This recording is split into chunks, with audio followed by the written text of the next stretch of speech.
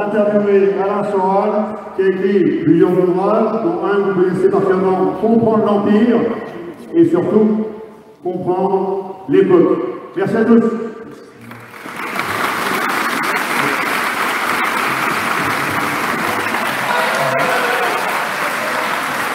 Bonjour Monsieur Soral. Première table ronde avec vous, cher Monsieur Soral. Quel état de droit à l'heure du déclin de l'Empire américain? Mais dites-moi, est-ce que on peut parler d'empire? On a un ami commun qui est Youssouf Indy, qui nous dit mais l'Amérique c'est pas un empire. Comment vous définiriez-vous l'Amérique? Moi j'ai écrit un bouquin qui s'appelle Comprendre l'Empire, où je donnais ma définition de l'Empire, qui était en général une nation qui domine d'autres nations, hein, puisque c'était ma définition, mais il y a des définitions traditionnalistes, l'Empire selon Evola, etc. Mais ce qui est intéressant, ce qui est simple, c'est de se mettre d'accord sur les termes, c'est tout, hein. Il n'y a pas de définition d'empire en soi. Il y a si on réfléchit au monde dans lequel nous vivons, il y a eu à un moment donné l'Empire anglais, lui a succédé l'Empire américain, qui est toujours une nation qui domine d'autres nations. Il y a eu à un moment donné un empire, on va dire soviétique, qui s'est effondré. Donc moi, ça ne me gêne pas du tout de parler d'empire américain en ce moment, si on prend cette définition-là. Oui, mais aujourd'hui, on parle surtout du mondialisme. Est-ce que le mondialisme, c'est plutôt, on va dire, un bras armé de l'Amérique, ou c'est au-dessus, ou c'est quelque chose encore, une force encore au-dessus de cet empire américain? Là, c'est-à-dire qu'il faut distinguer l'Amérique, on va dire, en tant que nation avec un peuple, et puis ce qu'on peut appeler l'État profond, mais c'est encore mieux, je pense dire, le pouvoir profond américain, qui effectivement, lui, se situe au-delà de l'Amérique et des intérêts de l'Amérique et de la simple Amérique, et vise effectivement à un État mondial, hein, c'est-à-dire ce qu'on appelle la marche vers le nouvel ordre mondial. Et là, on serait sur l'idée qu'au-dessus de l'empire américain, il y a ce projet d'empire mondialiste, qui aujourd'hui, dont les acteurs majeurs aujourd'hui seraient plutôt logés effectivement à l'intérieur du pouvoir profond américain, et puis accessoirement à l'intérieur du pouvoir profond anglais, les Européens étant plutôt des vassaux. Hein, voilà. Donc effectivement, aujourd'hui, si on veut être simple et clair et à peu près, à mon avis, proche de la réalité, on a logé à l'intérieur de la nation américaine des impérialistes qui visent à un empire au-delà de l'Amérique, qui est un empire monde. Est-ce qu'il n'y a pas aussi, j'en avais parlé avec Madame Galacteros, est-ce qu'il n'y a pas aussi une forme de guerre de religion, si je puis dire, c'est-à-dire le protestantisme anglo-saxon vis-à-vis d'un catholicisme romain français, c'est-à-dire voilà, l'île contre le continent? Disons qu'il y a une hégémonie mondialiste qu'on peut appeler thalassocratique, judéo-protestante. On voit bien qu'il y a une espèce d'union sacrée entre le monde maritime, le monde protestant et le monde juif, bien qu'il y ait après certaines nuances entre des impérialistes et des nationalistes sionistes, par exemple. Et puis en face, il y a des comment dirais-je, des mondes dominés, et nous, en tant que France, nous faisons partie des nations dominées, sachant que nous avons aussi, nous, produit dans l'histoire un impérialisme qui s'appelait, en fait, l'universalisme français, les droits de l'homme, hein, issus de la Révolution française, et nous avons, à un moment donné, produit une proposition alternative qui était construite sur, on va dire, un catholicisme laïcisé, et puis cette alternative qui a essayé d'ailleurs de porter De Gaulle à une époque encore assez récente, avec cette idée de troisième voie, de non-aligné, elle est aujourd'hui totalement vaincue, puisque les élites françaises, et même les élites catholiques, sont soumises aujourd'hui à cet empire monde. Le meilleur exemple est effectivement nos présidents successifs depuis la chute de Gaulle, pour faire simple, qui sont tous soumis à la domination impériale américaine. Et puis aussi même aujourd'hui, c'est très visible avec le pape François, un catholicisme qui lui-même a renoncé à ses fondamentaux et est une des pièces en fait du mondialisme. Là, pour moi, c'est vraiment un honneur de vous recevoir. Et d'ailleurs, là aujourd'hui, vous êtes en Suisse, vous ne pouvez plus venir en France parce que voilà, nous avons l'état profond qui, on va dire, qui vous attend. Oui, on peut faire remarquer que un patriote français qui se bat pour une certaine idée de la France qui est relativement traditionnelle et cohérente avec ses fondamentaux, se retrouve aujourd'hui, enfin c'est mon cas, accusé d'atteinte à la sûreté de l'État et promis à la prison s'il met un pied sur le territoire français, ce qui est quand même un bon exemple de la réalité actuelle et qui est une illustration parfaite du sujet dont nous parlons. Mais justement, est-ce qu'en Suisse, vous avez une forme de démocratie, vous avez aussi la démocratie directe. Ah ben vous seriez, qu'est-ce que vous voulez dire là, du coup? Bah ça, c'est l'idée qu'on s'en fait quand on est un peu loin de la Suisse, et c'est effectivement ce côté démocratie directe, votation à main levée, etc. Ça existe un peu, ça doit exister d'ailleurs dans les cantons primitifs encore, mais en réalité, la Suisse a un double visage. Et elle a notamment un visage d'être au cœur même du système mondialiste. Il ne faut pas oublier l'ONU, la Croix-Rouge, l'OMS. Donc les élites suisses sont un peu comme les élites françaises. Elles sont hors sol, elles sont liées au projet mondialiste. Et d'ailleurs, elles sacrifient progressivement ce qui faisait la spécificité de la Suisse. On le voit notamment sur la guerre d'Ukraine, où la Suisse a rompu pour la première fois depuis des décennies, si ce n'est des siècles, avec sa neutralité diplomatique pour rallier immédiatement le camp ukrainien. Vous voyez ? Donc la Suisse est totalement attaquée aussi, je dirais, par ses élites liées au système monde, et elle rencontre les mêmes problèmes que la France. Et moi qui y vis depuis 3 ans, la nuance que je peux faire, c'est que, on va dire, le pouvoir que j'appelle sioniste, qui correspond en France au pouvoir du CRIF, est beaucoup plus faible en Suisse à cause de son histoire, on va dire, protestante et bancaire. Mais par contre, par exemple, le pouvoir LGBT, qui est un des bras armés du mondialisme, est beaucoup plus puissant. Je rencontre aujourd'hui en Suisse des problèmes, notamment où je suis accusé d'homophobie, que je n'aurais pas rencontré en France. Donc il ne faut pas trop idéaliser la démocratie directe suisse. La Suisse aussi est attaquée de l'intérieur et de l'extérieur par les mondialistes. Et si je veux être un peu pessimiste, je lui donne 10 ans pour voir disparaître sa spécificité de petite nation indépendante et libre. Hein. Et je vous dis, on voit bien aujourd'hui qu'il y a une gauche très puissante en Suisse qui veut rallier l'Union européenne et qui milite pour tous les fondamentaux mondialistes. Donc ne rêvons pas trop non plus sur la Suisse. Et justement, de Suisse, comment vous voyez la France ce soir? Parce que là, on sent un basculement vers une forme d'autoritarisme. Voilà. Est-ce que vous le sentez, ça, de Suisse? Disons que la Suisse, je pense qu'à 10 ans de retard, au bon sens du terme, sur la France, mais il y a aussi, notamment en Suisse romande, un immigrationnisme délirant et qui ne peut pas être justifié par la gestion d'un ancien empire colonial. Il y a les mêmes puissances destructrices en Suisse qui agissent en France, avec, on va dire, 10 ans de décalage. Et je veux dire que on voit bien que la Suisse est victime de ce qu'on appelle le cancer gauchiste français, notamment en Suisse romande. Et effectivement, comme elle a on va dire 10 ans de retard au bon sens du terme, ça va encore, mais on voit bien qu'elle est sur la pente française, hein, où la France est dans une situation de chaos avancé, de trahison terminale et presque malheureusement de pré-guerre civile et de pré-guerre mondiale, quand on voit le rôle que joue la France par rapport au conflit ukrainien.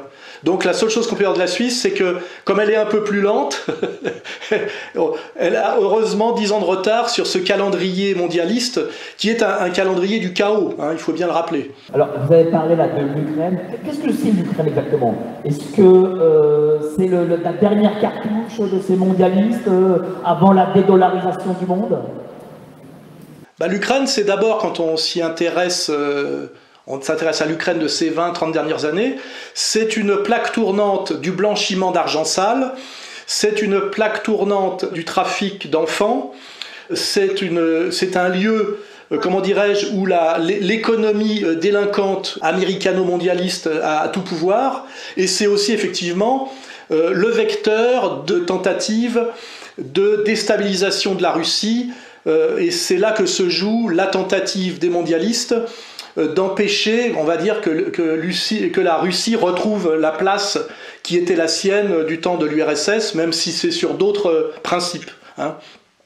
Mais là, du coup, la Russie, bon, se bat contre l'Ukraine, on sent quand même que le monde entier, hors Occident, malgré tout, résiste face à cet Occident, parce qu'on voit les mœurs débridées de l'Occident, on voit l'arrivée du wokisme, du progressisme, qui est, on dire, une chose de bras armé du capitalisme, hein, toutes les questions de non-binaire, des gender et machin. On sent qu'il y a un monde qui refuse ça. C'est une lutte à mort. Du coup, c'est une lutte à mort Occident contre le reste du monde. Oui, déjà, quand on parle de guerre d'Ukraine contre la Russie, en réalité, c'est devenu une guerre de l'OTAN déguisée contre la Russie. L'Ukraine a perdu la guerre en 2 mois, hein, si on parle d'armée ukrainienne, et aujourd'hui, on voit bien d'ailleurs chaque jour un peu plus, que c'est une guerre de la Russie et ses alliés contre l'Occident collectif sous pilotage américain, avec cette idée qui est très très grave pour nous Européens, c'est que si on regarde la longue histoire, celle du XXe siècle, l'hégémonie mondiale américaine a eu 2 coups d'accélérateur qui sont la Première Guerre mondiale et la Deuxième Guerre mondiale, c'est-à-dire une destruction intra-européenne. Hein, et l'Amérique joue le 3e temps de cette montée, on va dire, de cette montée au pinacle, c'est de maintenir sa position ou même de l'augmenter sur la destruction de l'Europe, hein, puisque que ce soit les Ukrainiens, les Russes de l'Ouest ou nous sommes tous, d'une certaine manière, le même peuple et la même civilisation. Donc ce qui est dramatique aujourd'hui, c'est qu'on a un pouvoir américain qu'on ne doit pas confondre avec le peuple américain, qui joue aujourd'hui la destruction de l'Europe occidentale, qu'on invite à aller, comment dirais-je, se massacrer avec les Russes, comme on nous a invités à nous massacrer avec les Allemands lors de la Première et la Deuxième Guerre mondiale. À l'époque, c'était pour les intérêts plus immédiat de l'Angleterre et les intérêts des États-Unis de manière un peu plus discrète, mais finalement on est quand même dans cette 3e phase de la même logique où on invite ce qu'on pourrait appeler caricaturalement peut-être l'Europe blanche, la civilisation, la vraie, à se suicider, hein, c'est ça, et à se suicider au nom de l'Occident, ce qui nous impose à donner des définitions très différentes de l'Occident et de l'Europe, et de ne plus ranger l'Occident dans le camp de la civilisation, mais de ranger l'Occident dans le camp du chaos. Et effectivement, pour prolonger et rejoindre ce que vous avez dit, en réalité cet Occident collectif est ultra minoritaire aujourd'hui d'un point de vue mondial, mais il reste hégémonique sur le plan, on va dire, médiatique, et sur le plan de la culture spectaculaire. Et c'est grâce à cette domination médiatique et cette domination de la culture spectaculaire, c'est-à-dire finalement du wokisme et de la propagande médiatico-woke, qu'il arrive encore à faire croire aux gens qui ne sont pas comme nous un peu éveillés que l'Occident est majoritaire et qu'il incarne d'ailleurs le bien ou le progrès. Alors qu'en réalité, si on élargit sa vision, on a un monde globalement qui résiste à cette stratégie globale de chaos. Et on peut espérer d'ailleurs que la victoire finale aille à ceux qui résistent, mais ce qui veut dire qu'aujourd'hui, la France est dans le mauvais camp. Quand je parle de la France, c'est le pouvoir français, puisqu'il est du côté de l'Occident collectif, et que malheureusement notre salut, qui ne peut pas venir que de nous seuls, car nous n'avons plus les moyens de gagner tout seuls, viendrait en fait de la locomotive russe, de l'alliance russo-chinoise et des BRICS. Ce qui d'ailleurs pour le pouvoir français nous fait passer pour des traîtres, alors qu'en fait nous sommes des patriotes.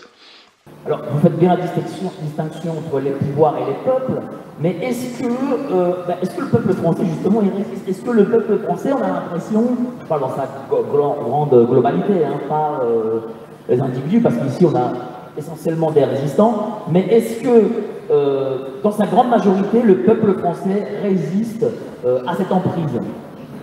Non, il ne faut pas rêver. La majorité du peuple français, comment dirais-je, est éduqué par l'idéologie dominante et la puissance médiatique, politique, universitaire, etc. Et il faut faire un gros travail, je dirais, de déconstruction, mais là dans le bon sens du terme, pour pouvoir déchirer le voile de l'idéologie, qui d'ailleurs qui est un terme mensonger, hein, dans l'idéologie au sens marxiste, ça veut dire le voile du mensonge. Hein. Donc forcément, il y a toujours dans l'histoire une minorité d'éveillés face à une majorité, je dirais, de moutonnières, mais ce qu'il faut comprendre, c'est que l'histoire est toujours faite par des minorités. La majorité finit toujours par applaudir à la victoire de celui qui a gagné, quel qu'il soit. Donc on ne doit pas réfléchir en termes de, comment dirais-je, de combat à mener par la majorité, ou même de penser qu'il faut rallier la majorité pour mener le combat. En réalité, tout est toujours, qu'on regarde les révolutions françaises, bolcheviques, tous les mouvements de l'histoire sont toujours faits par des avant-gardes lucides, structurées et combattantes. Donc la réponse, elle est double. La majorité, malheureusement, n'est pas éveillée, mais la majorité n'est jamais l'acteur de l'histoire. Alors, vous avez toujours prôné... oui. Alors, excusez-moi monsieur, je finis. Vous avez toujours prôné l'égalité et la réconciliation. Aujourd'hui, on le voit, l'État prône la division. Il y arrive en partie. Comment retourner cette réconciliation? De toute façon, le travail de réconciliation est à faire. Moi, c'était gauche du travail, droite des valeurs pour une réconciliation nationale. C'est-à-dire on prenait à la fois la dimension sociale et on prenait aussi la dimension civilisationnelle, traditionnelle, et on estimait que pour pouvoir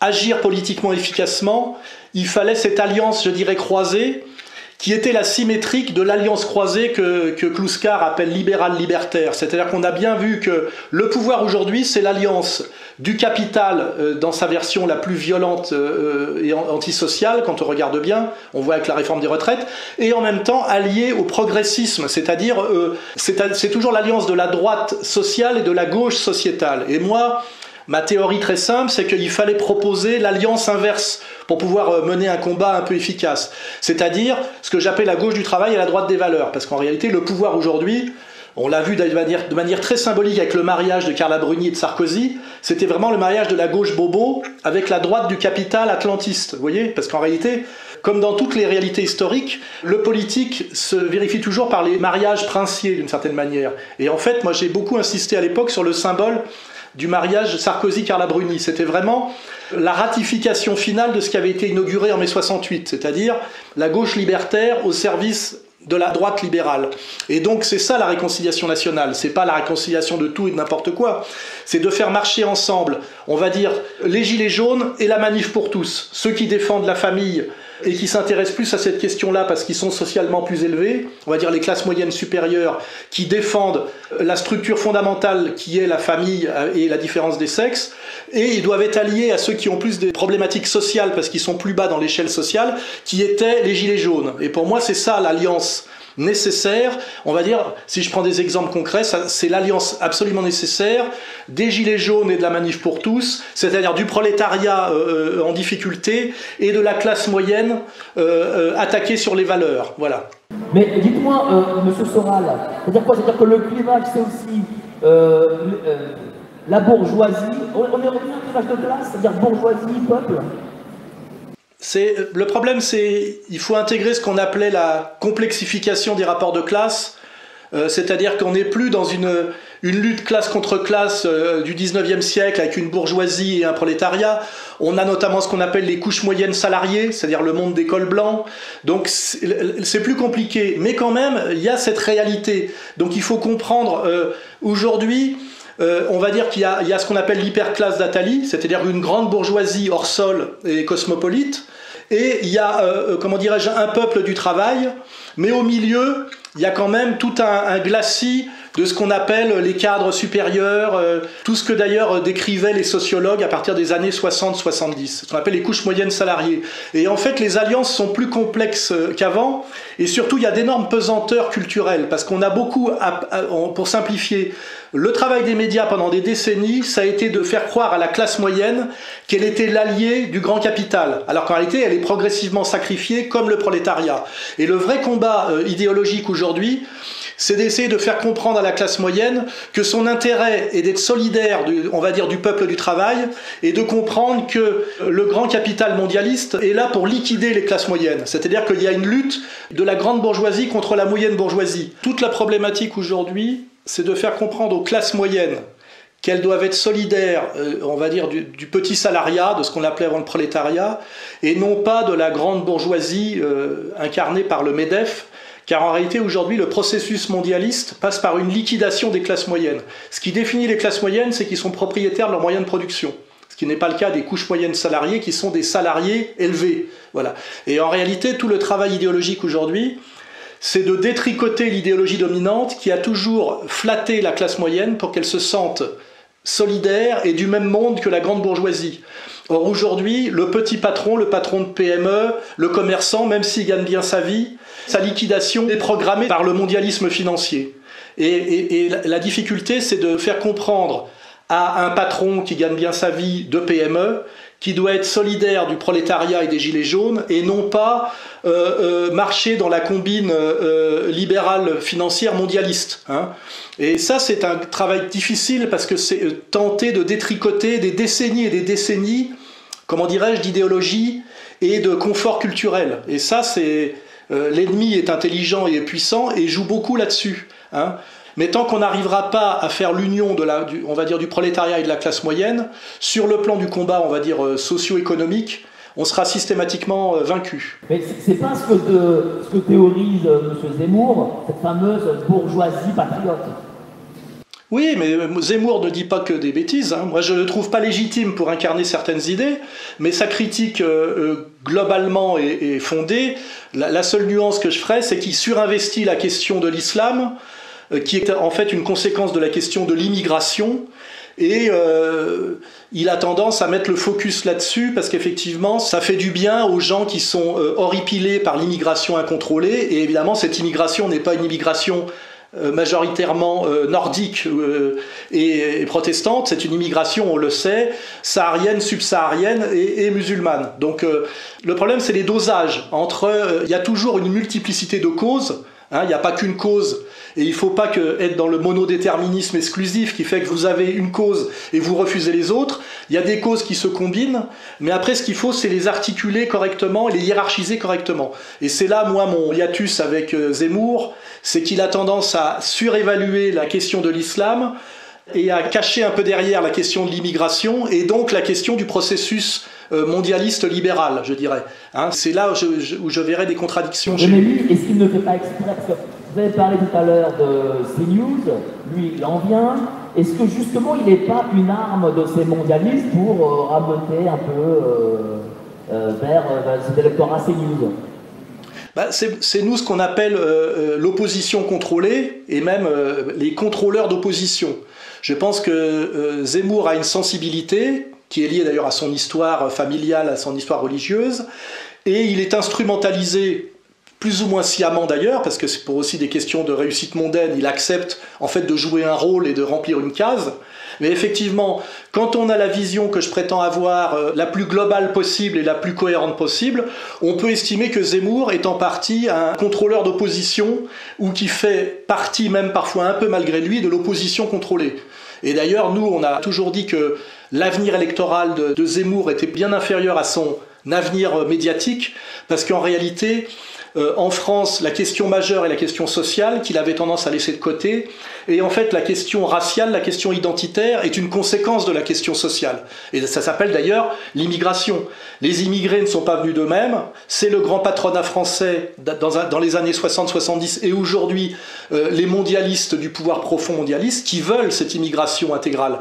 Et de montrer du doigt, je dirais, les musulmans est un peu un faux combat, parce que dans ce combat mondial, en réalité, quand on regarde, les musulmans sont plutôt du côté de la résistance. On le voit aujourd'hui dans la manière dont on les voit dans la manière dont ils intègrent les BRICS et dans la manière dont ils s'opposent au calendrier woke, vous voyez. Donc je pense que là-dessus, Zemmour soit n'est pas totalement honnête, soit il n'est pas totalement lucide. Mais il n'est pas question de rejeter tout Zemmour.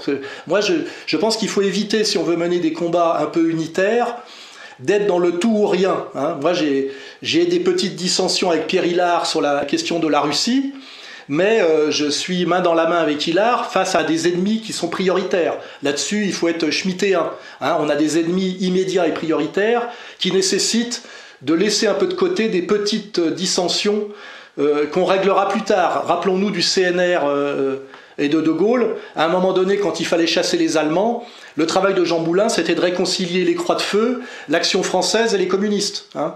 Et d'ailleurs, il y est parvenu sur le sacrifice de sa vie, si on se rappelle bien. Mais justement, ces ennemis-là, comment là, vous avez 500 personnes sous ce chapiteau, il fait très chaud, ils vous écoutent. Comment individuellement on peut les combattre? Ben, on sait très bien aujourd'hui que l'appel aux armes et l'action directe nous amène directement à la prison. Le président de votre association en sait quelque chose, je crois.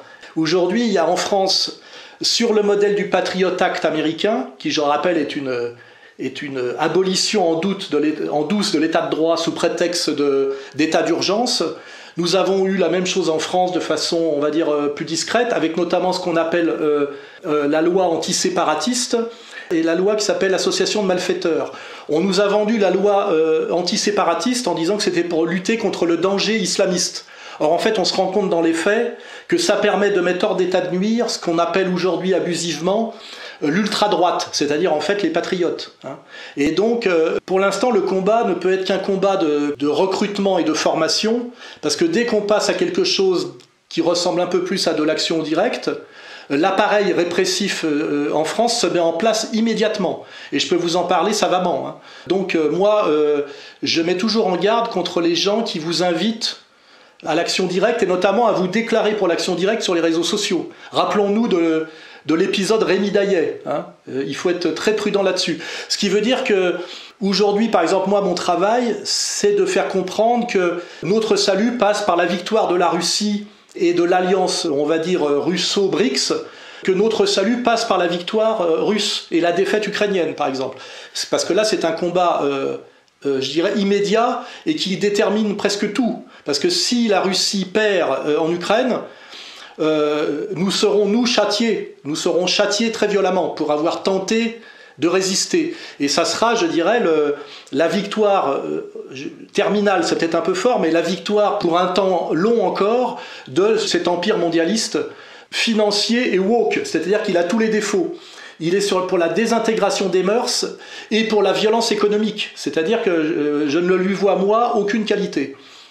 Vous avez dit, si la Russie perd, c'est-à-dire que la Russie peut perdre quand même? L'histoire n'est jamais écrite, mais ce qu'on voit, c'est que la Russie aurait déjà gagné si ça s'était circonscrit à une opération spéciale pour des territoires russophones du Donbass. Or, on voit bien que l'empire mondialiste, piloté par le pouvoir profond américain, monte tous les jours, comment dirais-je, la dose d'opposition et la dose d'implication otanesque pour empêcher, retarder la victoire russe. La dernière chose dont on parle aujourd'hui, c'est de fournir des F-16 à l'aviation ukrainienne, et vous pensez bien que, à mon avis, majoritairement, ça ne sera pas des pilotes ukrainiens dans les F-16. C'est-à-dire que les mondialistes, au lieu d'accepter, on va dire, la renaissance de la Russie, et que la Russie ait droit à la maîtrise de son étranger proche, cet empire mondialiste joue, je dirais, tapis, comme on fait tapis au poker, sur cette question, en étant capable de générer ce qui s'appellerait la Troisième Guerre mondiale. Et quand on voit que la première, c'est 20 millions de morts, la deuxième, c'est plus de 50, on peut imaginer, avec la technologie militaire en présence, que cette Troisième Guerre mondiale, à laquelle nous poussent, non pas les Russes aujourd'hui, mais l'empire profond américain, amènerait à quelque chose de jamais vu dans l'histoire de la planète Terre sur le plan comment dirais-je, de la présence humaine. On peut arriver à 500 millions de morts.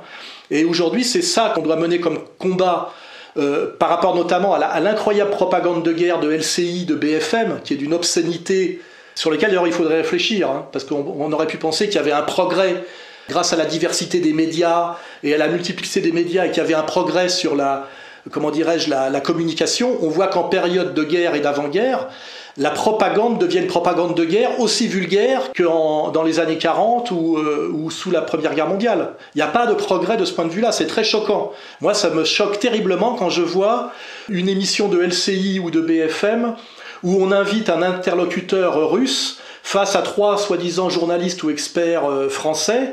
Le niveau d'arrogance, de malhonnêteté et de violence verbale doit nous faire comprendre qu'en fait, il n'y a pas eu de progrès de ce point de vue-là, et qu'il y a toujours le même groupe de salopards, je dirais, qui sont prêts à mettre le monde à feu et à sang pour protéger leurs petits privilèges. Et c'est ça qui est le plus choquant, et à la fois d'ailleurs le plus instructif, c'est qu'en fait, la diversité, la multiplicité des médias et soi-disant le raffinement médiatique occidental n'a rien changé dès lors que la tension monte. On retombe dans de la brutalité, de la vulgarité qui est la même de toute éternité. La dollarisation du monde, c'est ce qui permet aux Américains d'avoir une dette incommensurable et de vivre sur le dos du monde, en gros. La dédollarisation, ils ne peuvent pas laisser, les Américains ne peuvent pas le laisser, sinon c'est une chute de leur niveau de vie. Vous avez parlé de la Troisième Guerre mondiale. Est-ce qu'ils vont nous ennuyer dans la Troisième Guerre mondiale? Oui, on voit bien d'ailleurs qu'aujourd'hui, qui a intérêt à la Troisième Guerre mondiale? eh ben, c'est effectivement la puissance dollar, parce qu'on voit bien que chaque jour, cette puissance qui venait d'une fausse monnaie incritiquable et qui était la monnaie de réserve obligatoire pour tout ce qui est achat d'énergie au niveau des États, s'est reniée chaque jour un peu plus. D'ailleurs, on se rappelle que le premier qui avait tenté de remettre ça en cause s'appelait Saddam Hussein, il a été mis à mort, et que jusqu'à une époque récente, contester le pétrodollar, puisque c'est de ça dont on doit parler, vous menait au renversement politique et même à l'assassinat. Et aujourd'hui, on voit bien que les Américains, ce qu'ils ont pu faire avec Saddam Hussein, ce qu'ils ont pu faire avec Kadhafi, ils ne peuvent pas le faire avec Poutine. Là, ils sont tombés sur un os, et on voit bien que le processus engagé aujourd'hui est la dédollarisation, qui touche même l'Arabie Saoudite, c'est-à-dire le berceau du pétrodollar. Hein. Et on voit bien qu'effectivement, c'est ces gens-là, c'est-à-dire cet État profond américain, qui est prêt, pour ne pas renoncer à son hégémonie, à aller à une troisième guerre mondiale, quitte à sacrifier une grande partie de la population mondiale, qui est d'ailleurs par ailleurs leur projet, puisqu'on voit bien qu'aussi leur projet, c'est la réduction drastique de population. Hein. Et on voit bien d'ailleurs que c'est le rôle qui a été dévolu à Bill Gates à travers l'OMS. Hein. Et là, on touche, tous les sujets se raccordent. On touche à la question vaccinale.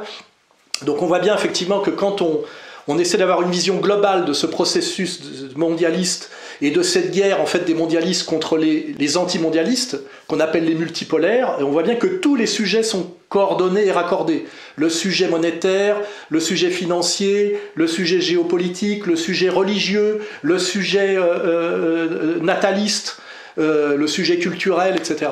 Et moi, mon travail depuis des années, effectivement, c'est de relier tous ces sujets et de montrer qu'il y a une idéologie coordonnée de tout ça et qu'il faut bien tous les prendre en compte.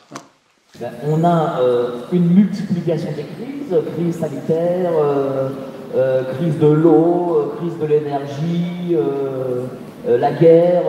On a l'impression qu'il faut, avec toutes ces crises en même temps, mettre les gens sous emprise, quoi. Est-ce qu'ils y arrivent malgré tout? En tout cas, ils essayent. Ils essayent avec beaucoup de moyens, c'est-à-dire les moyens du politique et les moyens du médiatique, et aussi, on l'a vu, les moyens du scientifique. On voit bien la manière dont le professeur Raoult, qui s'est retrouvé à un moment donné à la tête d'un organisme qui aurait dû gérer la soi-disant pandémie, et qu'il a tenu tête à, comment dirais-je, un discours qui lui semblait contraire au constat scientifique, on voit bien aujourd'hui le travail incroyable de mise à mort du type qui était en France le plus grand spécialiste de la question sur le plan officiel. Hein. Donc,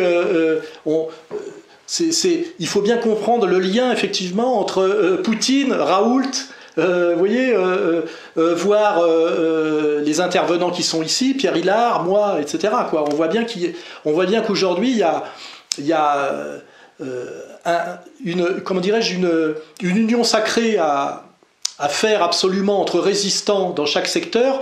La raison d'ailleurs pour laquelle j'ai accepté de participer à votre séminaire, je ne sais pas comment vous appelez ça, votre congrès, parce que j'estime que de jouer à chaque fois son petit quant à soi, j'aurais pu dire que je ne voulais pas venir parce qu'il y avait des personnes avec qui je suis en porte-à-faux complet, notamment un ancien dealer de cocaïne, mythomane, qui je trouve que sa présence est totalement déplacée, mais malgré tout on m'avait dit n'y va pas à cause de sa présence. Je dis non, moi j'y vais malgré tout, parce que je pense que de jouer chacun au petit chef de la dissidence et de regarder ce qui nous sépare plutôt que ce que nous réunit, c'est exactement ce que veut le système, qui d'ailleurs passe leur temps à aggraver les dissensions entre opposants et entre dissidents. Je vois moi que tous les plus gros ennuis que j'ai rencontrés depuis 20 ans, c'est pas avec le pouvoir que j'ai identifié et que je savais devoir affronter, c'est avec des dissidents qui se sont mis à m'attaquer pour des questions de détail. Je citerai pas de nom, mais vous les avez tous. Des gens souvent que j'ai formés, que j'ai hébergés, que j'ai même financés. Et ça, c'est le drame auquel on doit penser, c'est qu'en réalité, le pouvoir a ce pouvoir aussi à cause de notre bêtise, de notre manque de modestie, de notre manque de solidarité. Comment faire cette union enfin? Parce que là, les gens ils demandent l'union, tout le monde veut l'union, même je veux l'union. Comment faire? Comment mettre de côté les égos et travailler tous ensemble?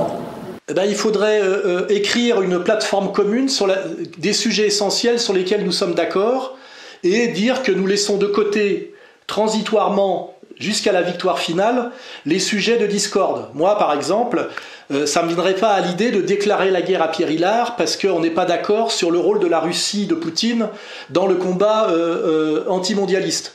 Je laisse ça de côté. Pour moi, c'est un sujet de discussion, mais c'est pas un sujet de discorde. Et malheureusement, ça veut dire qu'il faut réduire un peu la question des égos. Moi, j'ai eu un débat interne dans mon association Égalité et Réconciliation pour savoir si je devais venir ou pas. Et des gens de mon association m'ont dit « ne viens pas ». Il n'y a pas de raison que ceci, cela. J'ai dit si, on m'invite d'abord poliment. Je sais que des gens souhaitent ma présence, qui est toujours très sympathique. Je discute avec votre président, je vois que je regarde son CV, je vois sa manière de s'exprimer et de s'adresser à moi.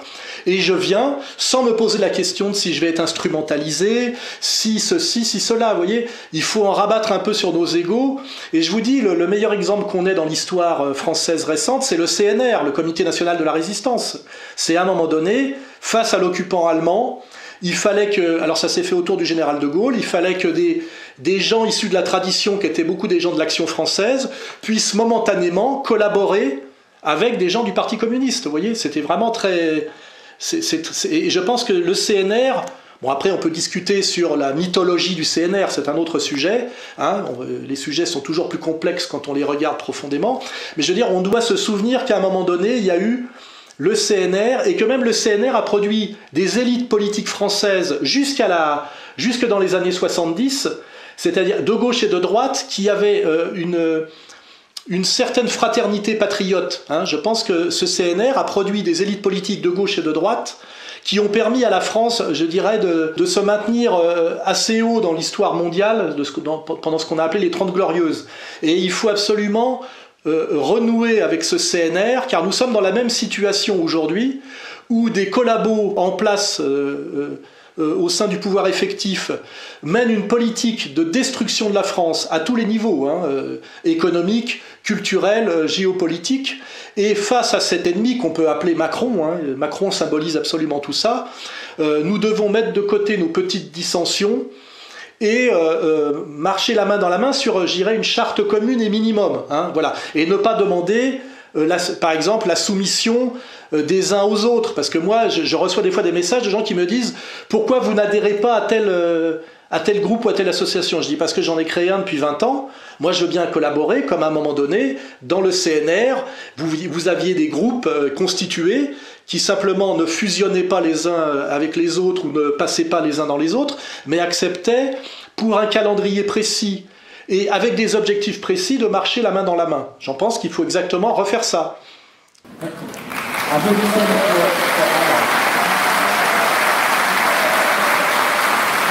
pour ça, il faut régler quelques problèmes d'égo.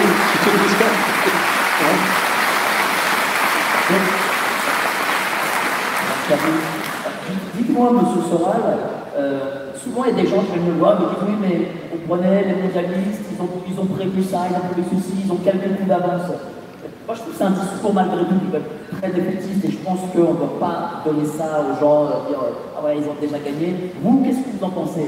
Est-ce que les mondialistes, justement, ils ont ces 5, 10, 15, 20 coups d'avance? Ou est-ce que, en effet, ils ne sont pas si forts que ça, en fait? Alors, il y a plusieurs réponses. Déjà, que les gens qui vous disent ça ne font pas de politique. Ils ont qu'à écrire des romans comme Michel Houellebecq. La politique, c'est le lieu et le terrain de l'espoir. La politique, on se bat pour gagner. Quand vous êtes certain de la défaite, eh ben vous pouvez vous appeler Sioran, vous voyez, qui a été un combattant politique en Roumanie, puis après il a écrit des livres sur le désespoir à Paris.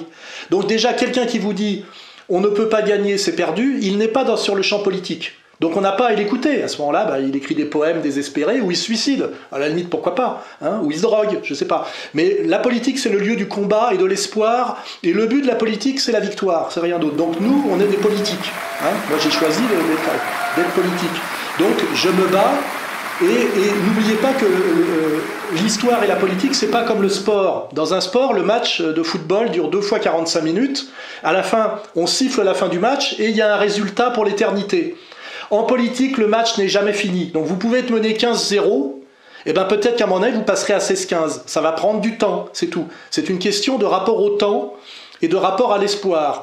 Et il ne faut pas trop surestimer l'ennemi, parce que l'ennemi, on le voit par exemple dans la dans les dominants de l'hyperclasse, si on prend des types comme Soros, des Rothschild, etc., c'est souvent des grabataires de 90 ans, et quand vous regardez leurs successeurs ou leurs enfants, la relève n'est pas assurée. Vous voyez le fils Soros par rapport à Soros, regardez son profil Facebook, vous voyez un woke en jupette, et vous voyez bien que le niveau ne s'est pas maintenu. Je parle de niveau d'efficacité et de méchanceté. Donc déjà, les gens qui mènent le projet du mondialisme sont des boomers, c'est-à-dire que c'est des vieillards, faut pas oublier ça. Et ceux aujourd'hui qui leur servent de relais, hein, c'est-à-dire les gradés inférieurs, sont souvent des gens assez médiocres. Je veux dire, qu'est-ce que serait Macron si réellement il jouait pas dans un jeu totalement de manipulation où il n'est pas, où en fait Macron n'est pas, c'est pas Macron qui est au pouvoir, c'est ceux qui manipulent Macron. Macron de lui-même, c'est pas le général de Gaulle, c'est même pas Georges Marchais, c'est même pas Jean-Marie Le Pen, c'est rien du tout. Hein. Voilà.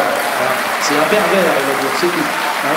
Donc il n'y a pas à désespérer pour toutes ces raisons. Hein.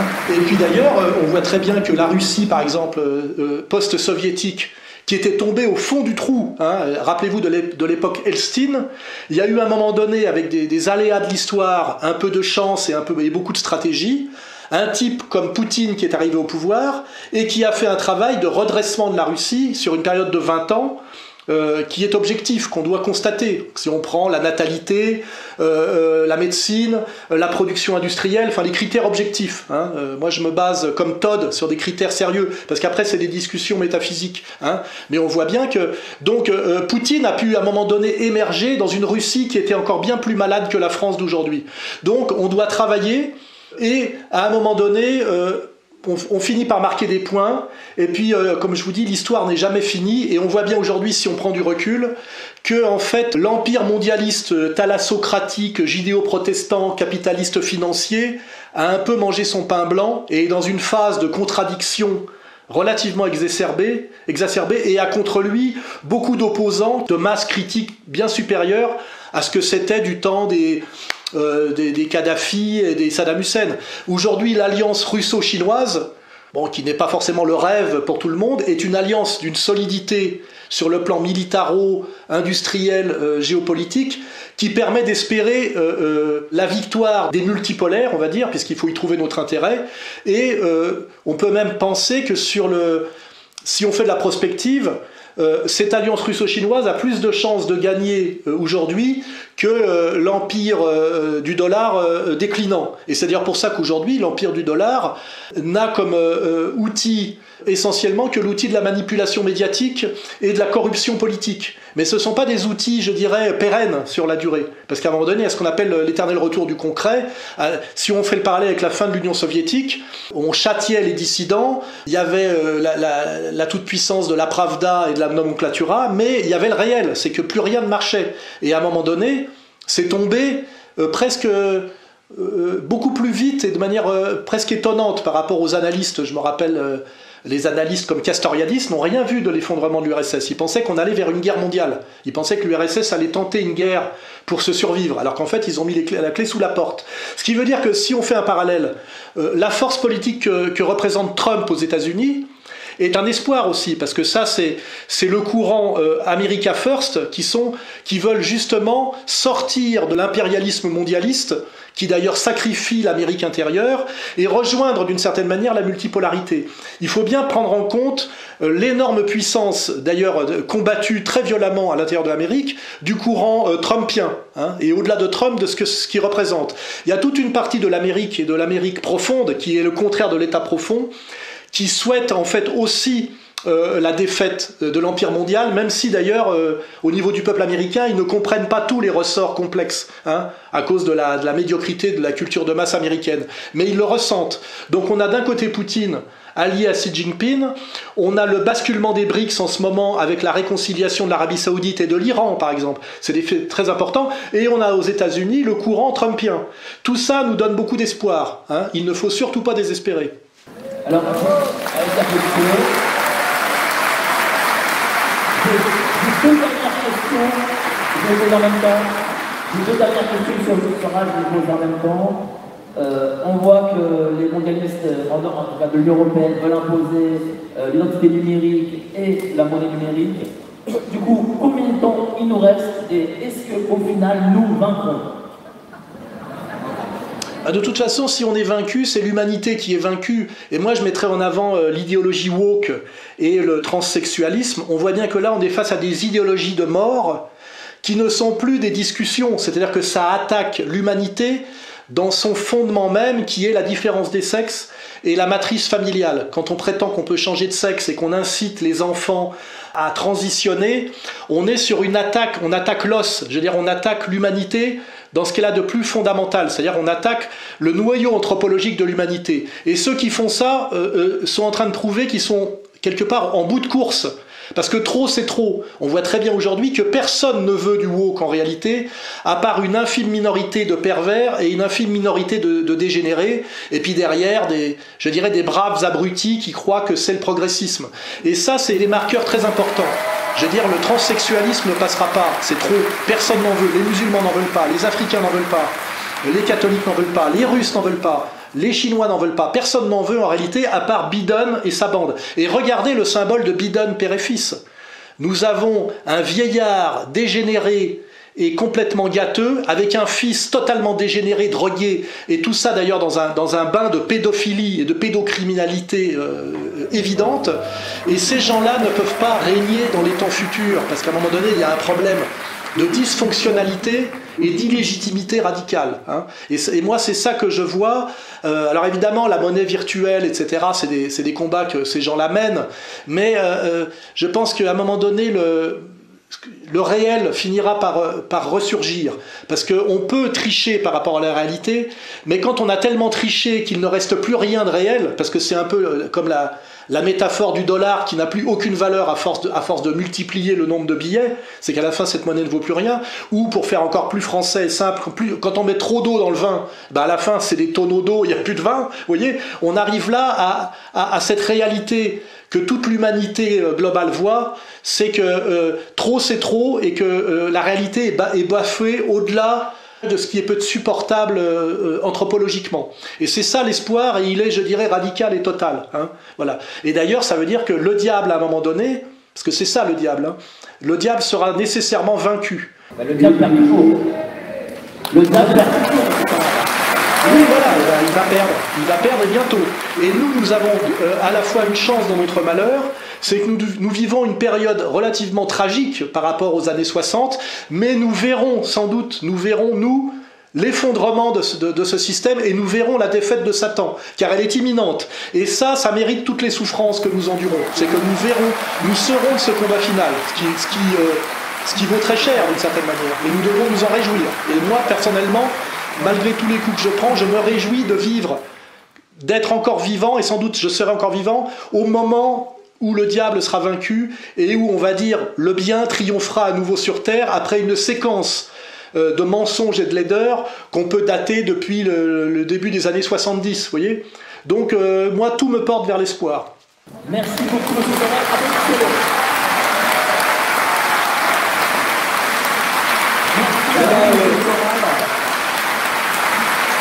Merci à vous pour votre invitation. Sachez que je suis toujours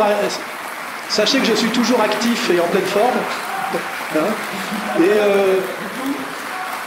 je dis, sachez que je suis toujours actif et en pleine forme. Hein, voilà. Et je serai toujours là quand il s'agira de mener un combat collectif. Merci beaucoup. Merci à vous.